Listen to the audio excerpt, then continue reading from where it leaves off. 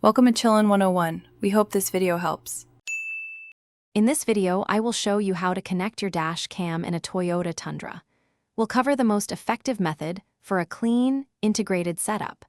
This approach ensures your dash cam receives consistent power without visible wires, maintaining your vehicle's aesthetic.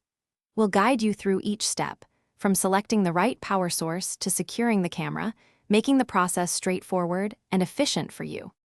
For the cleanest installation, we recommend tapping into the overhead console's power.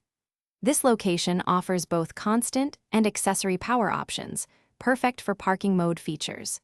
You'll need a few essential tools: a plastic trim removal tool to prevent scratches, a wire crimper for secure connections, and a multimeter to accurately identify the correct power wires. These tools ensure a professional and safe installation. Begin by gently prying open the overhead console trim using your plastic tool. Once open, identify the appropriate power wire using your multimeter. Typically, a 12-volt accessory wire is ideal. Connect your dash cam's power cable using a fuse tap for a secure and protected connection. Then, carefully tuck and route the cable along the headliner and down the A-pillar, ensuring it remains hidden and out of the way.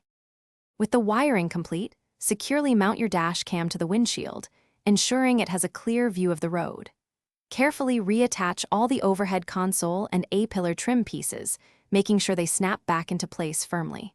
Finally, turn on your Toyota Tundra and verify that the dash cam powers on and records correctly.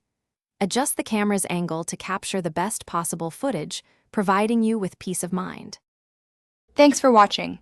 Consider subscribing if we helped you.